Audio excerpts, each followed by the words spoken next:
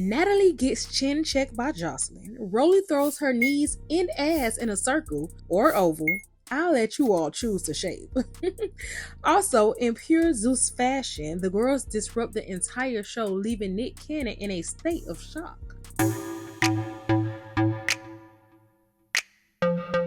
Hey y'all, hey! If you are watching this review right now, I'm sure you are here to talk about all the chaotic, hot mess we witnessed on the first episode of Bad vs. Wild. But before we get into this recap, y'all already know what to do. Like this video, comment your thoughts because I know y'all already have them, and subscribe to join the Queens on baby.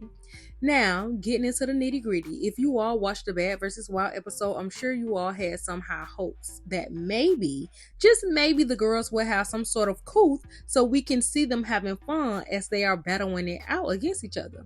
And to be honest, the potential was there, but those damn baddies just can't help themselves, and it's just irritating. So on the arrival, of course, Natalie was talking a good game because she got her beef with Josline. But let's be real, Natalie can't handle Josline on her worst day.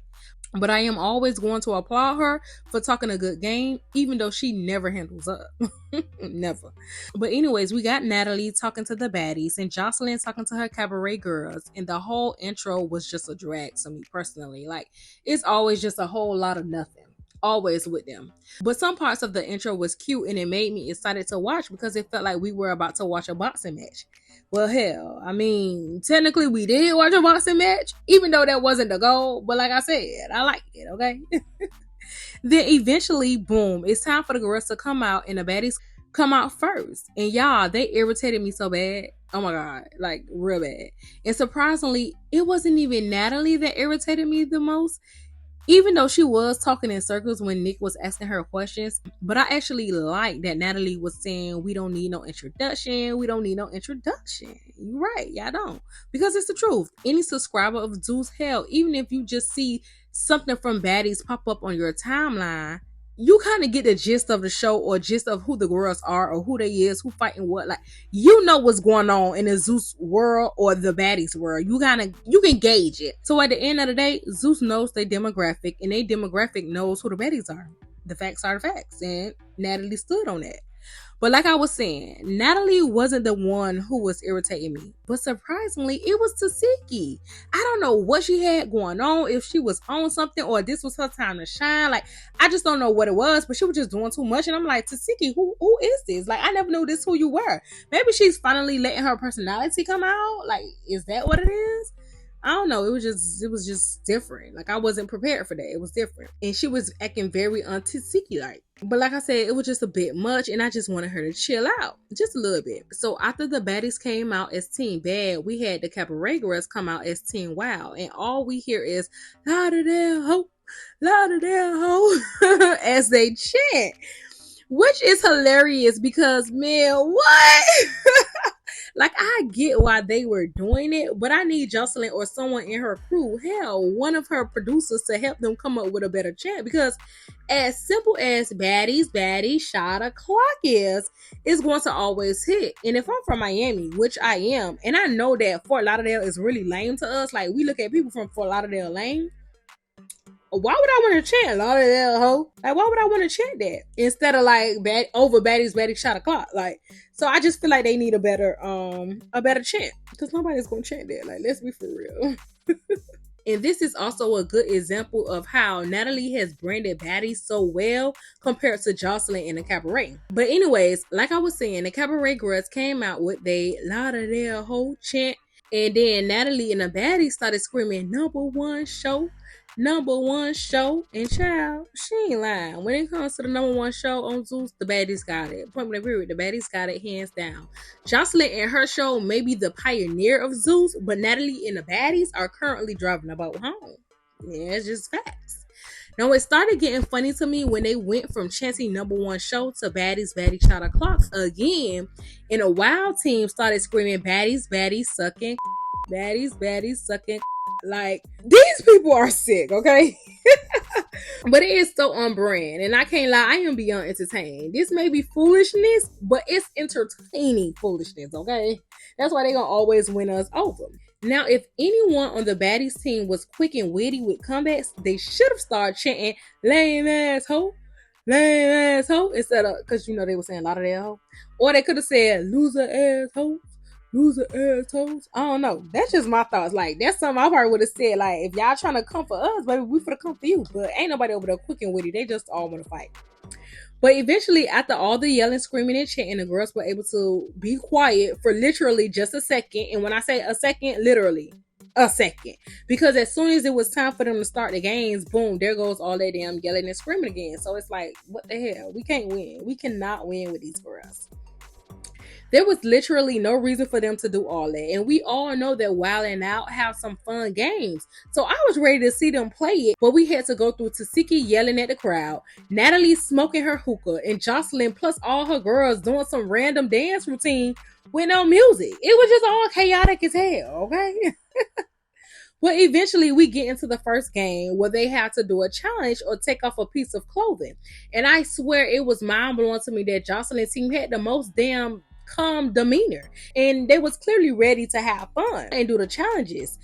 It was them damn baddies, Natalie and her baddies acting a hot mess. And it wasn't giving what they thought it was giving. Like it was just very irritating. And I just wanted them just out the way. I hate when they do that.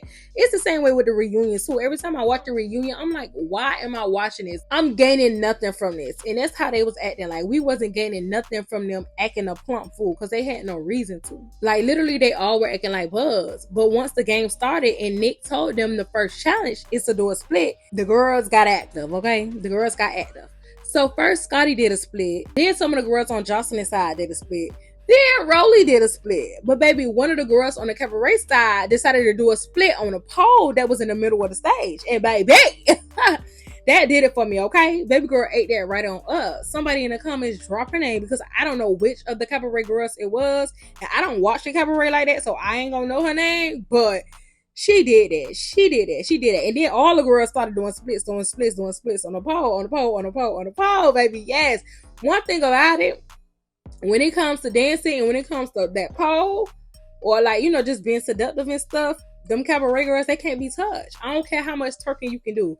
They cannot be touched. They just got it. The girls just got it. So moving on, Nick told them that they had to take their wig off for the rest of the game or take a piece of clothing off. And child, I feel like they cheated on this one because they gave it to the bad side because Jayla was already bald head. And I feel like that's not fair. Like, no, you gotta take a wig off. That's your natural look, or that's the look you always go for. That don't count. You don't have on a wig, so no, you cannot win. Or y'all cannot get that point. But anyways, they gave a point to the bad side. So somebody from the wild side had to take off a piece of clothes. And y'all know they are not the type to stray away from getting naked. Like, hell, they all are strippers and only fans girly. So that was easy for them. So once one of them got naked, well, she didn't get naked. She just took her pants off.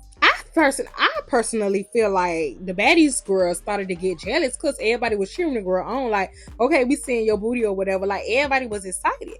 So I feel like the baddies decided to get jealous and they felt like they needed to get naked, which was so weird to me because there was literally no reason for them to get naked. Like, y'all literally had the point.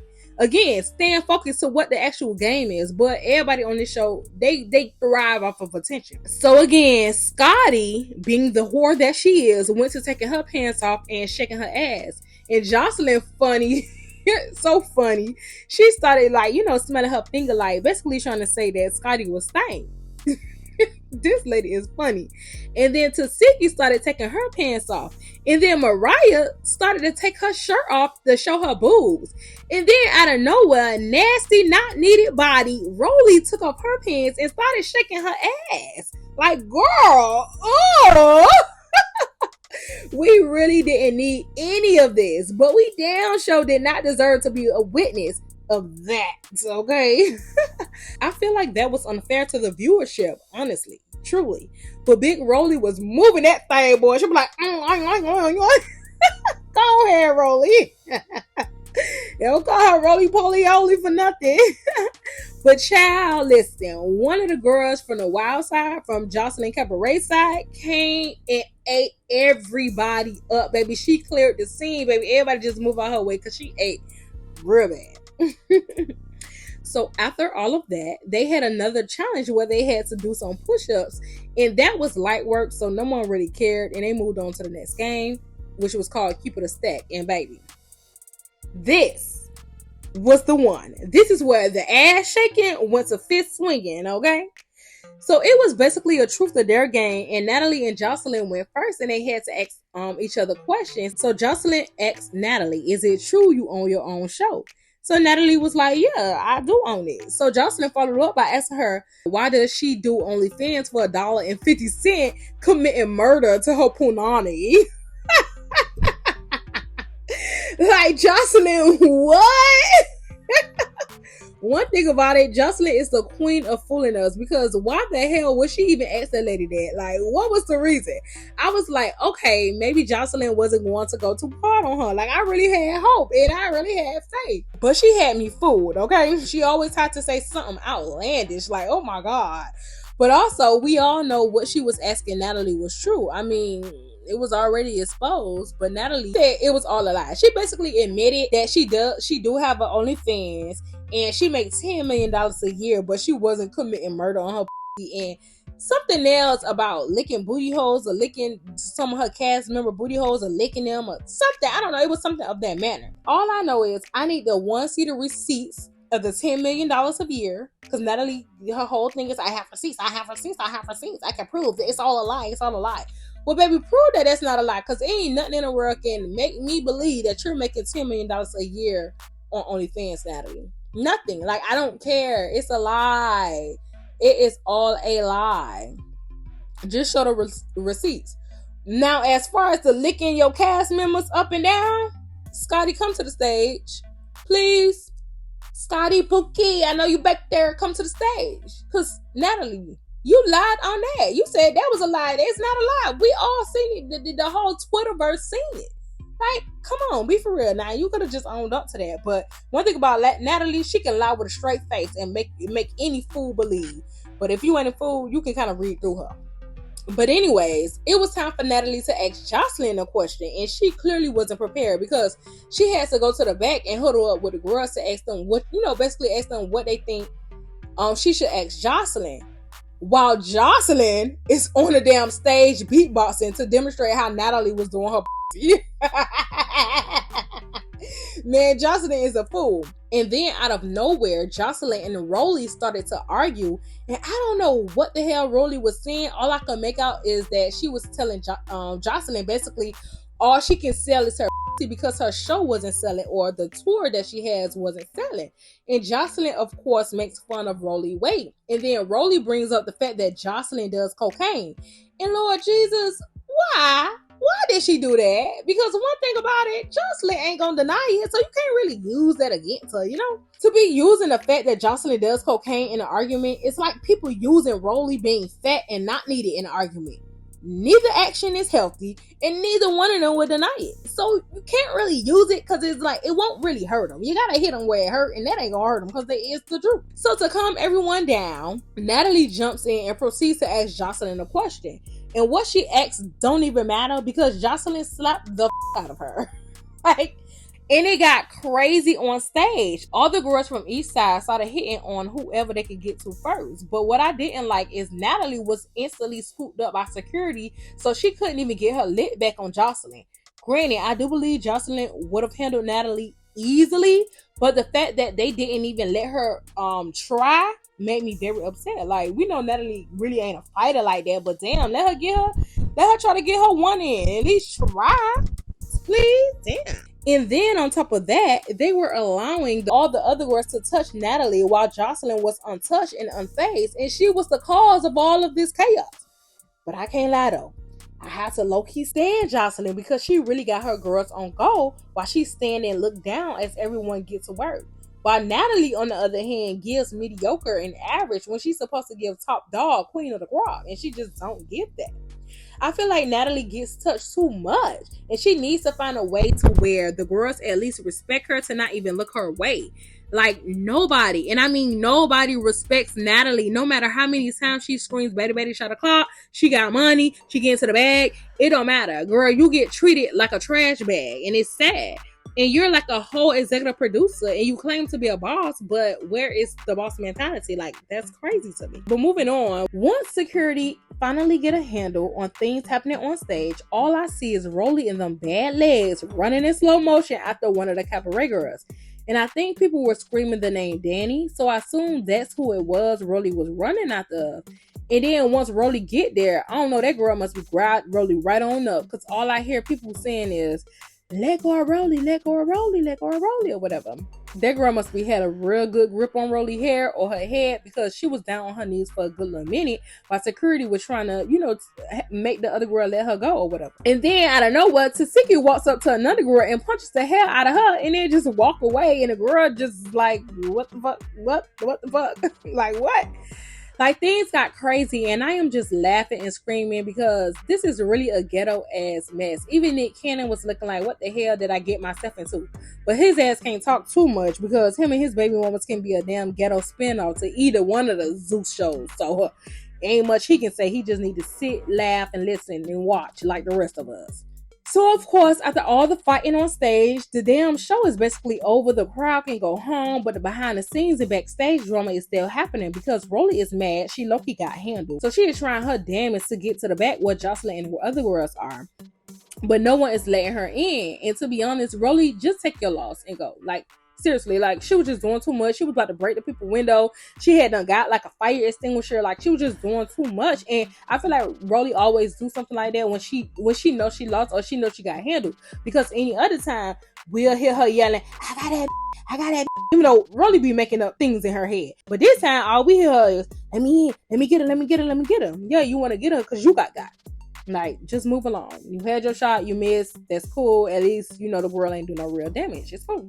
And plus, you tried to sneak her. Like, everything was calm and cool and collected. You tried to sneak her, so you got bookie. And then, in the other room, you got Josline and the girls putting on a shirt that has Natalie licking Scotty up and down, which is disgusting and, like, yuck.